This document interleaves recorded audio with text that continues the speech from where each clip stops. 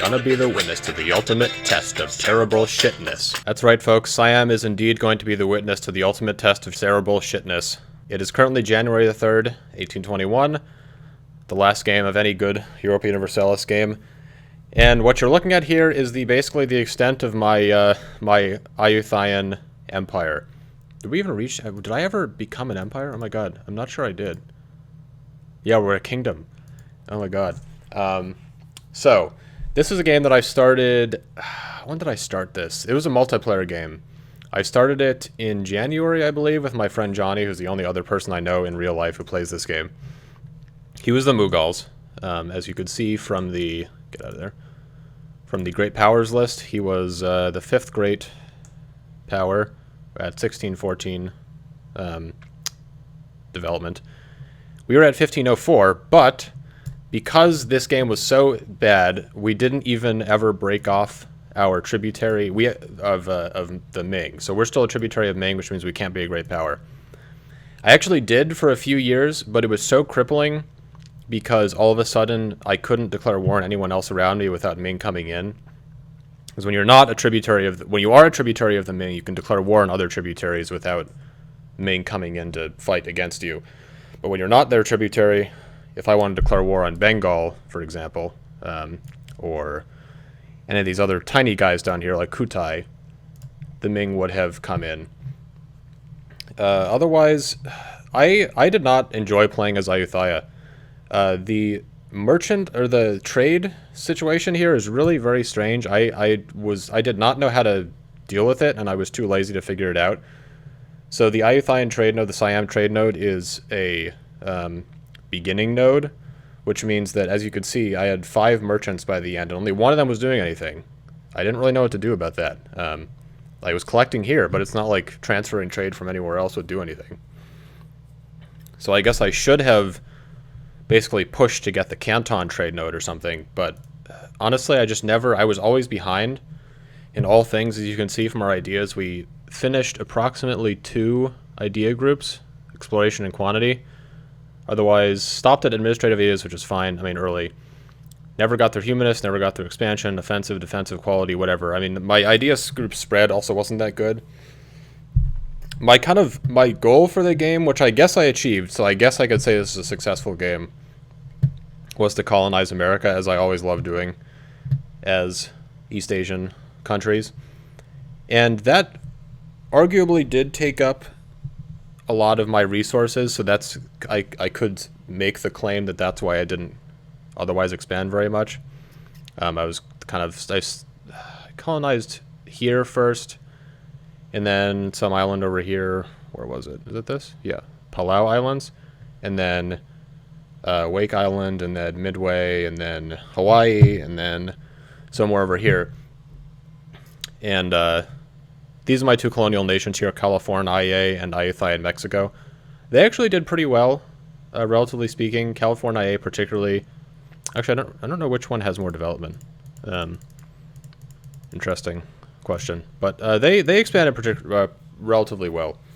So I'm decently pleased with that. It's kind of like, honestly, I feel like I imagine this is how parents feel when they see their children go off and accomplish great things. I was telling Johnny, my friend who I was playing this game with, that basically the pride that I felt at watching my little baby colonies go off and expand made me realize that I don't actually need, I don't need to have children in real life, because the satisfaction I get from this is good enough. So yeah, single for life, baby. Otherwise, yeah, also another problem, I was going for Australia and then the Ottomans showed up. And I think this is maybe 3 games in a row now that I played where the Ottomans have taken exploration ideas and colonized the South Pacific, Australia area. Otherwise, yeah, you could see a lot of European guys are showing up a little bit. British, Dutch, French every so often. Yeah, I mean, my kind of final big thing for this game was going to be Johnny and I were going to declare war on the Ming or various other people in this area. And then when we were about at 1790, Johnny moved halfway across the country to start a job in which he works 12 hours a day, 7 days a week. And it was basically set in stone that we were never going to be able to play multiplayer again, at least not anytime soon.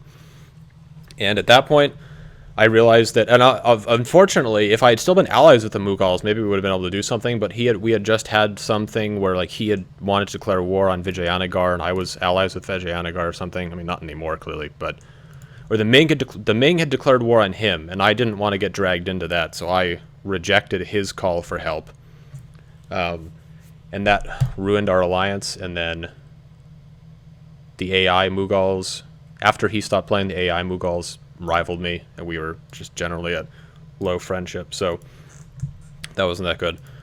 Technology-wise, by the end of the game I was doing alright. You could see I never caught up in diplomatic technology. I basically ended the game in 1790 when he stopped playing. I just completely lost all motivation. I just felt like I was trapped here. My army was never that big. I mean, it could have declared war on Bengal and maybe done something there, but this game was just so lackluster.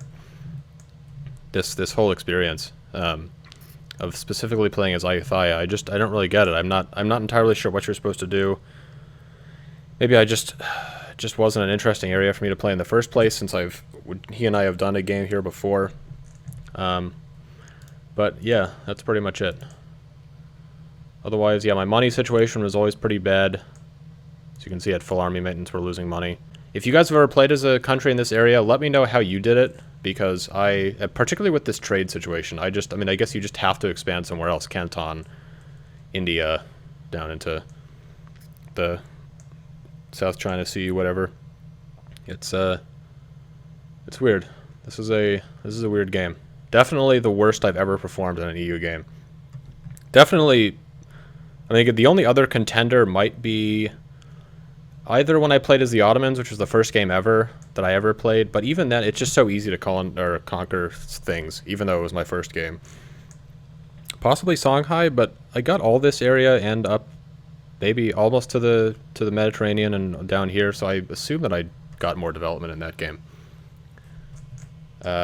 Yeah, I've kind of been rambling here, but also Utsong is my vassal, but I didn't actually have time to completely annex them, so that would have like basically doubled my continental territory size by annexing them, even though all those provinces suck. Right? Lhasa, I think I have Lhasa, right? Yeah, Lhasa's alright. Yeah, so let me know what you think. Thank you so much for watching. As I've said in one of the Hand of Fate videos, I'm going to be gone for a week, but I kind of want to get back into making EU videos. So look forward to that. I know that's what most people are subscribed for, and I've kind of had a long and intermittent break from EU, and now I kind of want to come back to it and see what I can do. So see you guys next time.